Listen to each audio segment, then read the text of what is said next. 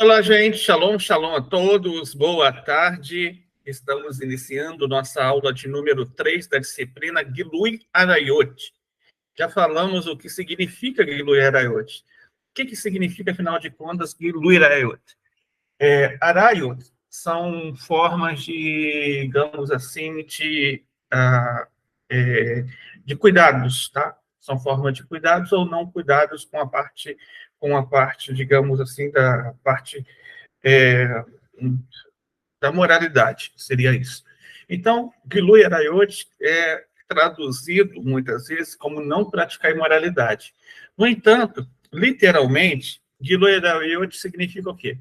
Literalmente, Gilui Arayot significa você não revelar nudez. Não revelar nudez. Isso é o que significa Gilui Arayot dentro da prática.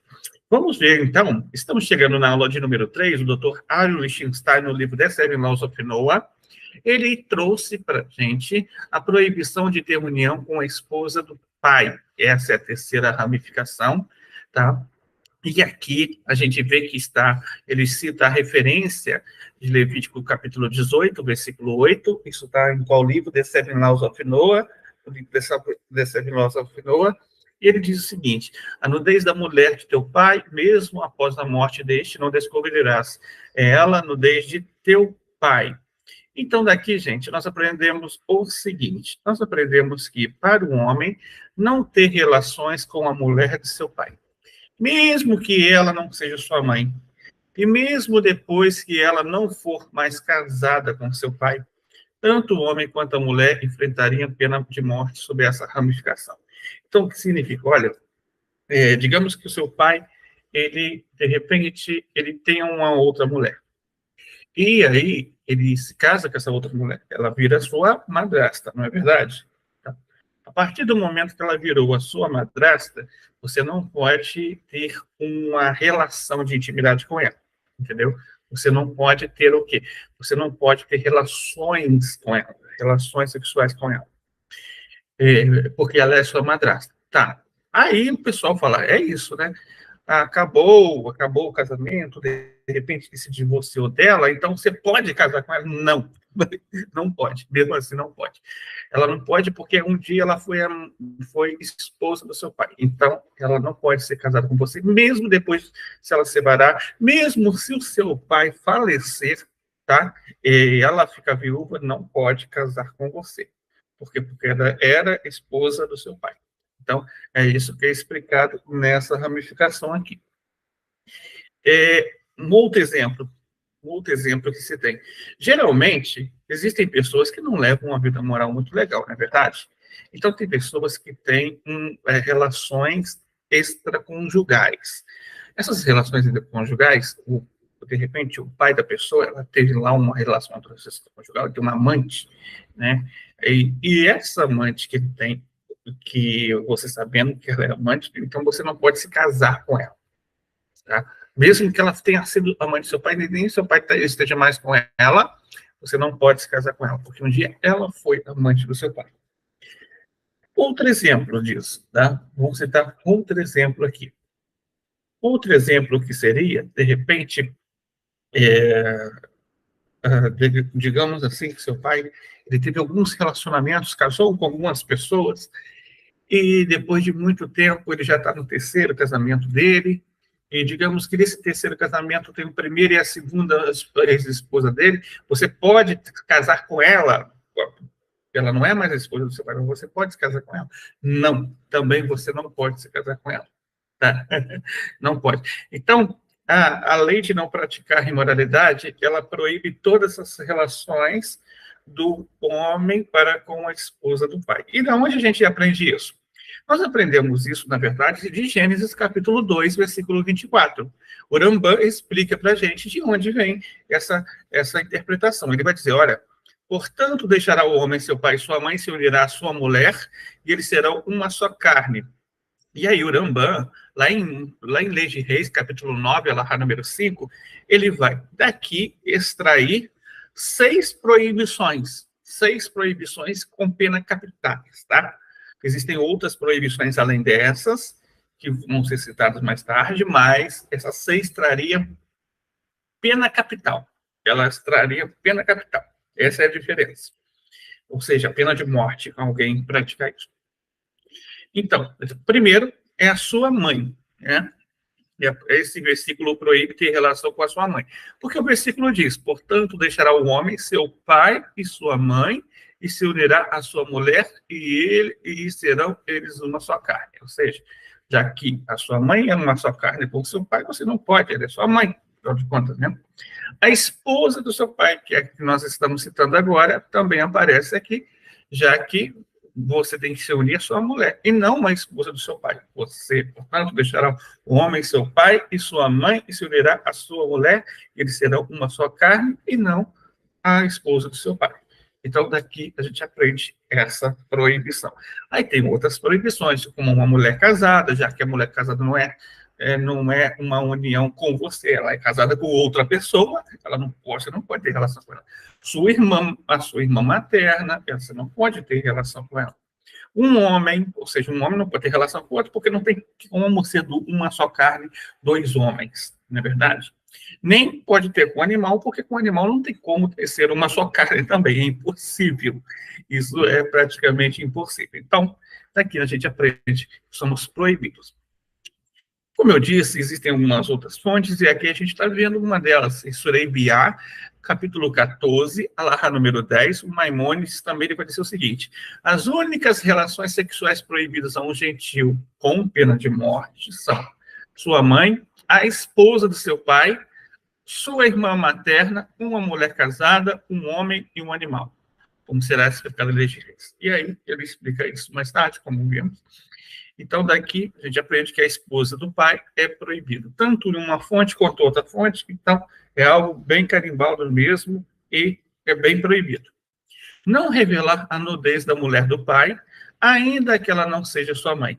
Não revelar a nudez da mulher do pai, ainda que ela não seja sua mãe, como está dito lá em Levítico 18:8, a nudez da esposa do seu pai você não deve revelar. Né? Ou seja, você não deve chegar até ela para ter intimidade, você não deve despi-la, você não deve, então, identificar a intimidade dela. Né? Então, daqui a gente aprende que é proibido totalmente qualquer tipo de relação com a esposa do pai, com alguém que tenha sido esposa do pai, com alguém que tenha sido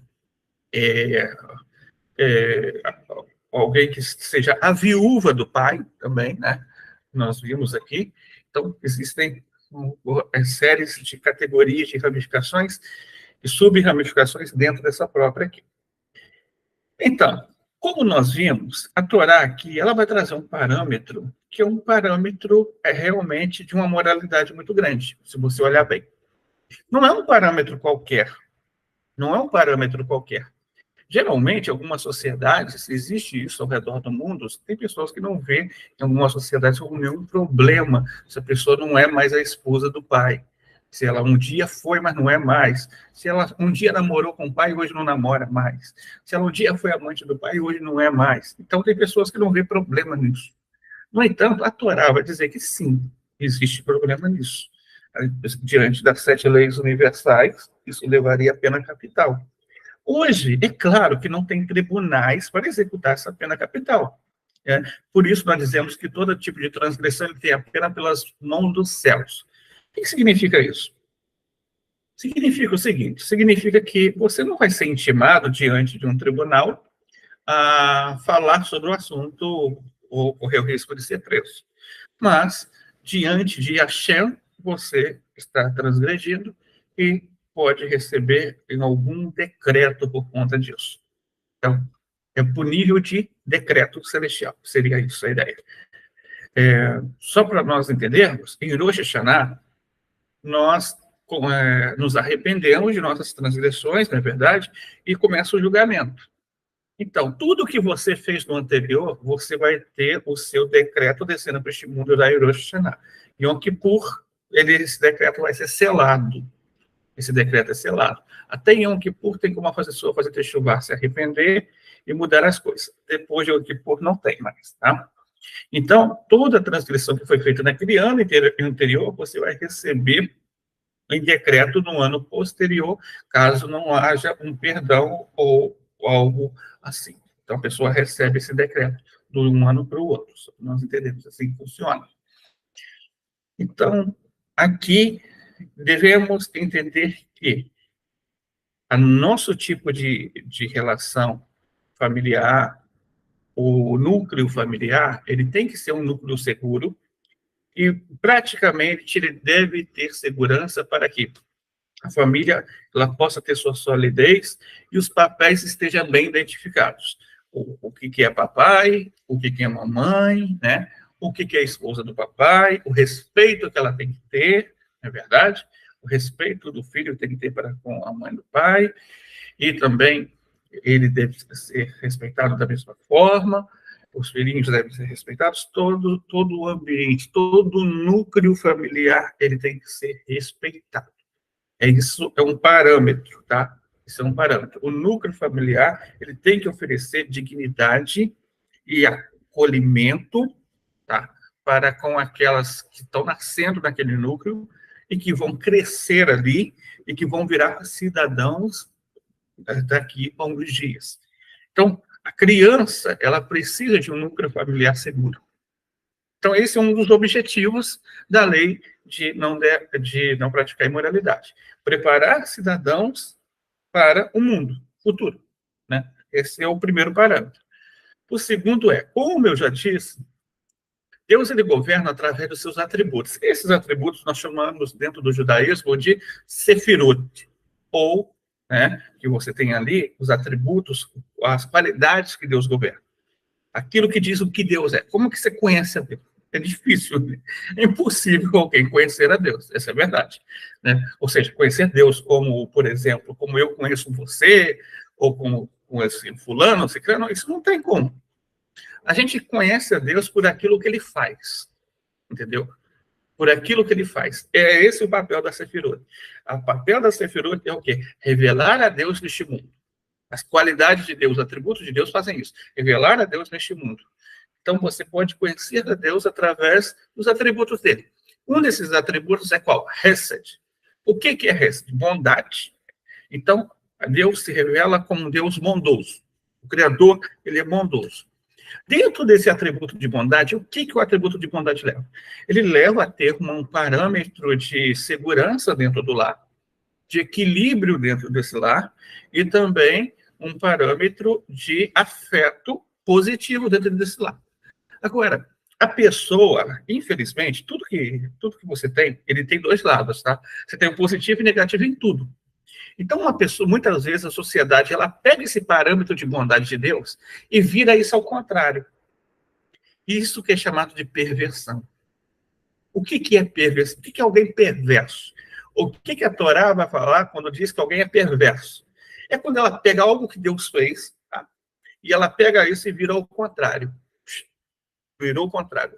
O contrário do amor é o quê? O que é o contrário da bondade divina? O que é o contrário disso? O contrário disso vai ser a licenciosidade. A licenciosidade. Então, é por isso que as pessoas elas trazem um parâmetro de imoralidade para a sociedade atual e tentam justificar. Justifica que Deus é amor, que Deus ama a todos, que esse amor de Deus é muito grande, então não tem problema ter relação desse com esse, com aquele. Isso é perversão. Isso é trocar aquilo que Deus é por aquilo que ele não é. Então, a pessoa, quando faz isso, ela está se conectando aqui. Ela está se conectando ao negativo, à força negativa, à força da impureza. Ela está trazendo impureza para este mundo. Ela está trazendo mais escuridão e não mais luz. Para trazer mais luz, tem que trazer o parâmetro de bondade. O parâmetro de bondade, para ser adequado neste mundo, ele tem que vir junto com o quê?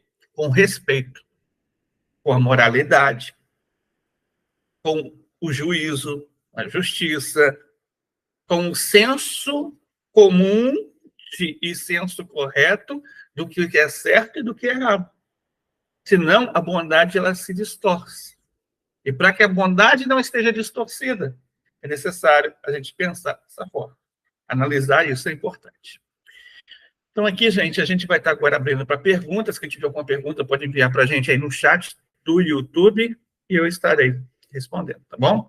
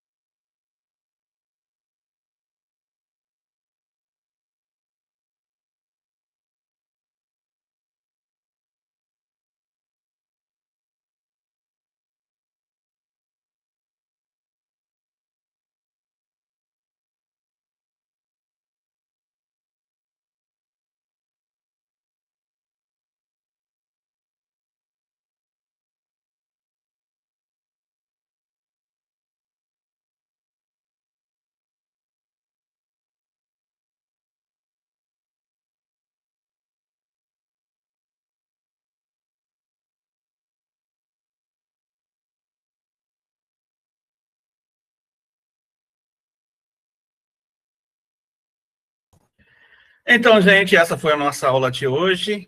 Estaremos postando daqui a pouquinho uma atividade semanal para vocês, tá? A atividade semanal que eu postar hoje, vocês só precisam me entregar na próxima quarta-feira, tudo bem?